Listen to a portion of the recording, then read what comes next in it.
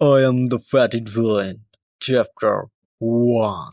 আমরা আজকে যে মানহটা শুরু করতে যাচ্ছি সেটা হচ্ছে I am the faded villain. আর এই মানহার যে মেইন ক্যারেক্টার সেই হচ্ছে মেইন ভিলেন। তো মানহাটা অনেক মজাদার হবে, তো আমাদের পাশে থাকুন, সঙ্গে থাকুন, আর দেখতে থাকুন I am the faded ভিলেনের chapter 1।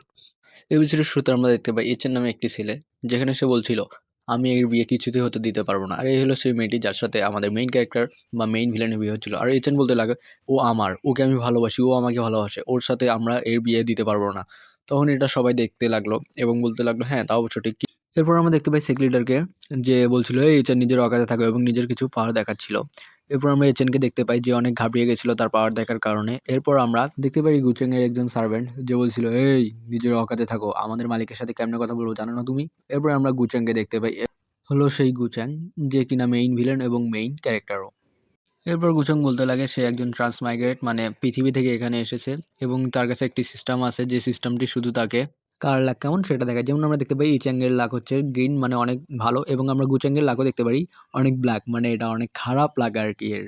এরপর ইচেন বলতে লাগলো এই তুমি উপর থেকে এসে নিচেদের লোকদের উপর দাদাগিরি করবে, এটা তো হবে না। এখানে উপর বলতে অন্য একটা দুনিয়াকে বোঝানো হয়েছে যেখানে পাওয়ার লেভেল এই দুনিয়ার থেকে বেশি। তাই আমি বলেছিলাম যে উপর থেকে এসেছে, তোমরা এটা বুঝে নিও, বুঝছো? আমি যখন উপর বলবো মানে উপর ওয়াল। এরপর সকলে বলতে লাগলো এই ইচেন তুমি থামো থামো, তুমি কাকে কি বলছো সেটা তুমি জানো? তারা জানতো যদি গু চ্যাংয়ের একবার যদি মাথা ঘুরে যায় তাহলে পুরো খেল খতম এখানেই। এরপর ইচেনের গার্লফ্রেন্ডের দিক তাকায়, কিন্তু তার গার্লফ্রেন্ডও দেখতে পারে, কিছু বলে না, চুপচাপ করে এক কোণায় দাঁড়িয়ে ছিল। এরপর আমরা গুচেঙ্গের সার্ভেন্টের দিক দেখতে পাই, যে হাতে পাওয়ার নিয়ে দাঁড়িয়ে ছিল, যে ইচেনের উপর অ্যাটাক করবে। আর এই কথা বলার সাথে সাথে সে অ্যাটাক করে দেয় ইচেনের উপর। আমরা দেখতে পারি ইচেনও তার অ্যাটাক কভার করার জন্য সেও নিজেও অ্যাটাক প্রস্তুত করে নেয় এবং গুচানের সার্ভেন্টের উপর অ্যাটাক করতে শুরু করে এবং তাদের মাঝখানে একটি লড়াই শুরু হয়ে যায়। এবং আমরা লড়াইয়ের মাঝখানে দেখতে পারি দুইজনে খুব ভালো লড়াই করছিল। একের অপরের ফিস্ট যখন একে অপরের সাথে আঘাত আনলো তখন আমরা দেখতে পারি যে ওইখানে অনেক বড় একটি বিস্ফোরক হয়ে গেছে এবং আমরা দেখতে পারি লোকজনগুলো দেখছিল যে কি হয়েছে। লোকজনগুলো খুব মজা নিচ্ছিল যে কত সুন্দর আরাম, এই যে এরা দুজন মারামারি করবে, আমরা খালি সাইড থেকে এন্টারটেনমেন্ট পাবো। আমরা গুচানকেও দেখতে পারি যে সে মনে মনে ভাবছিল কত আরাম, এরা ফাইট করবে, আমি খালি দেখবো। আর সে মনে মনে ভাবতে লাগলো আমি জানি এই ম্যাচ ইচেন জিতবে, কারণ ইচেন হলো চুজেন ওয়ান আর আমি হলাম মেইন ভিলেন। এরপর আমরা আবারও দেখতে পাই গুচেংয়ের সার্ভেন্ট এবং ইচেনের ভিতর ফাইটটা ভালো হয়েছিল এবং আমরা দেখতে পারি ইচেন ফাইটটাই বেশি ডমিনেট করছিল, কারণ গুচেংয়ের সার্ভেন্টটা তেমন একটাও পাওয়ারফুল ছিল না। এরপর আমরা দেখতে পারি ইচেনকে, যে বলছিল গুচেংয়ের দিক তাকিয়ে হ্যাঁ জঘন্যতম প্রিন্স। এরপর আমরা দেখতে পারি সেক লিডারকে, যে বলছিল এই বাচ্চার সাহস কিরম করে হলো এইরকম করে আমাদের হোলি প্রিন্স গুচেনকে বলার। এরপর আমরা কিছু মেয়েকে দেখতে পাই যারা বলছিল ও ইচেন কত সুন্দর, হ্যাঁ সে গুচেনের সামনে কতটা পাওয়ারফুল হয়ে দাঁড়িয়েছে। কিন্তু আমরা তাদের ভাইকে দেখতে পাই যারা বলছিল এই তোমরা চুপ কর, কি বলছো, গুচাং শুনলে তোদের খেয়ে ফেলবে এখানেই। এরপর আমরা গুচাং এর দিক দেখতে পাই এবং সে সুকিং এর দিক দেখছিল এবং বলছিল এর পয়েন্ট আছে, ভালোই পয়েন্ট আছে 350, তো এটা আমার লাগবে এখন।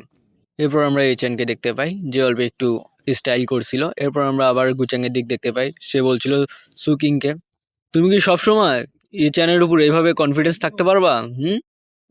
তুমি যে এভাবে এত স্বাভাবিক থাকার চেষ্টা করছো সেটা কি তুমি থাকতে পারবা? যদি আমি ফিল্ডে নামি। আর এই কথা বলার সাথে সাথে গুচেং চায়ের কাপে চুমুক দিতে শুরু করলো এবং চা খাইতে শুরু করলো। এরপর সে সুকিংকে বলতে লাগলো কি দেখো আমার চার কাপে চা ঢালো, আমার চার কাপে চা শেষ হয়ে গেছে। আর এই কথা বলার সাথে সাথে সে সুকিংকের হাত ধরে তার চার কেটলির উপরে রাখলো এবং বলল এখন ঢালো। সুকিং চা ঢালতে ঢালতে বলল না আমি আমি স্বাভাবিকই আছি, আমি তেমন কিছু করার চেষ্টা করিনি। আর গুচেং তার দিকে হেসে বলল আমি বুঝতে পারছি। আর গুচেন বলতে লাগলো আমি মজা করলাম, তুমি বাদ দাও, আমি বুঝতে পারি তোমার হাতে যদি ব্যথা লাগে, কারণ চার কেটলিটা অনেক গরম। এরপর আমরা দেখতে পারি গুচেং এর কাছে 10 লাখ পয়েন্ট চলে আসে। আর এইটা দেখে এচেনের মাথা ঘুরে গেল এবং সে বলল গুচেং তোর সাহস কেমনে হলো তুই আমার আমার জিএফ এর উপর হাত দিস। আর আমরা দেখতে পারি গুচেং হাঁটছিল এবং বলল এখন হবে খেলা শুরু, তুই জাস্ট ওয়েট কর, তুই আমার খেলা দেখতে পারবি এখন। হি হি হি। হ্যালো গাইস, আর এর সঙ্গে আমাদের আই এম ফ্যাটেড ভিলেন চ্যাপ্টার 1 শেষ। যদি আপনাদের মানোয়াটা ভালো লেগে থাকে তো আমাকে বলবেন, প্লিজ কমেন্ট করবেন আর বেশি করে লাইক করবেন। আর আপনাদের যদি ফ্রেন্ড থাকে তাদেরকেও কাছে এটা শেয়ার করে দিবেন। কারণ ভাই দেখেন আমি একজন ছোট ইউজার, জানি যদি আপনারা যদি আমাদেরকে সাপোর্ট না করেন তাহলে আমি কিন্তু বড় হতে পারবো না।